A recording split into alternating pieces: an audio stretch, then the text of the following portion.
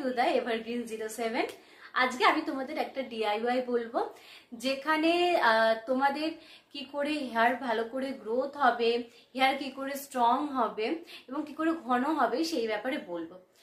এই হেয়ার ঘন হবে মানে নতুন নতুন বেবি হেয়ার তৈরি হবে, ঠিক আছে। এই ভিডিওটার মাধ্যমে তোমরা প্রথমে দেখবে যে প্রসেসটা কি করে আমি বানাচ্ছি এবং সেটাকে কি করে অ্যাপ্লাই করছি, এবং তারপরে সেটার কারা কারা ইউজ করতে পারবে, তার বেনিফিটটা কি, কারা কারা ইউজ করতে পারবে না সেই ব্যাপারে বলবো। তার আগে বলে রাখি, যদি আমার এই চ্যানেলটাতে নতুন ভিজিট করে থাকো তাহলে প্লিজ সাবস্ক্রাইব করে দিও, লাইক করে দিও এবং তোমাদের যা যা বলার আছে সেটা কমেন্টে আমাকে বলতে পারো, ঠিক আছে। চলো এবার দেখে আসি। এখানে আমি নিলাম একটা পেঁয়াজ আর হচ্ছে কোকোনাট অয়েল, ব্যাস আর কিচ্ছু আমাদের লাগবে না। এইবার আমি পেঁয়াজটাকে গ্রেট করে নিচ্ছি, তোমরা মিক্সারও পেস্ট করে নিতে পারো। তারপরে সেখান থেকে আমি জুসটা বের করে নিয়েছি। এইটার মধ্যে আমি দিয়ে দিলাম কোকোনাট অয়েলটা পরিমাণ মতন।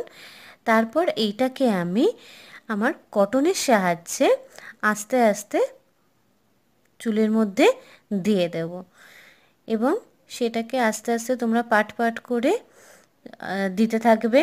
এখানে কিন্তু তোমাদের যেরকম আমরা সেকশন করি চুলটাকে, সেই হিসাবে কিন্তু আস্তে আস্তে তোমরা সেকশন করে দিতে থাকবে। এবং আমি এখানে একটা মাঝারি সাইজে পেঁয়াজ দিয়েছি, তোমরা কিন্তু একটা বড় পেঁয়াজ দিতেই পারো, ঠিক আছে। এইভাবে দেখতেই পাচ্ছ তোমরা, আমি সেকশন করে আস্তে আস্তে আমি এটাকে দিয়ে দিচ্ছি। তারপরে কি করতে হবে, এটাকে আমরা একটু খানিকক্ষণ ম্যাসাজ করে নেব। করে নেওয়ার পরই আমাদের আর কিছু না, এটাকে কিছুক্ষণ রেখে দিয়ে অর্থাৎ আধ ঘন্টা রেখে দিয়ে তারপরে ওয়াশ করে নিতে হবে, ব্যাস। তারপরে আমি আসছি। আশা করি তোমরা ফুল প্রসেসটা দেখেছো। এখানে আমি মেন ইনগ্রেডিয়েন্টস হিসাবে যে অনিয়নটা ইউজ করেছি, তাতে কিন্তু সালফার থাকে, যেটা কিনা আমাদের চুলকে অনেক স্ট্রং করে, নতুন নতুন বেবি হেয়ার তৈরি করতে সাহায্য করে। তাতে কি হবে না, আমার চুলটা অনেকটা ঘন দেখাবে। কিন্তু এটা মাথায় রাখতে হবে যে আমরা যে অনিয়নের জুসটা ইউজ করেছি সেইটা কিন্তু যাতে ইনস্ট্যান্ট বানিয়ে তারপরে আমরা ইউজ করি। এমন নয় যে আমি আগের দিন বানিয়ে রেখেছি পরের দিন ইউজ করছি, অথবা অনেক ঘন্টা আগে বানিয়ে রেখেছি তারপরে ইউজ করছি, এমন নয়। ইনস্ট্যান্ট বানাবে এবং সেটা ইউজ করে নেবে।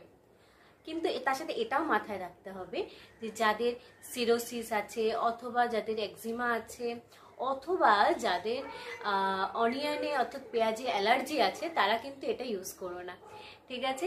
যদি আমার এই প্রসেসটা তোমাদের ভালো লেগে থাকে তাহলে লাইক করে দিও। হ্যাঁ, তার সাথে আরেকটা জিনিস, এটা কিন্তু উইকে তোমরা একবার ইউজ করবে, আর এটা 1 মাস ইউজ করে দেখো, তারপরে আশা করি তোমরা রেজাল্ট পাবে।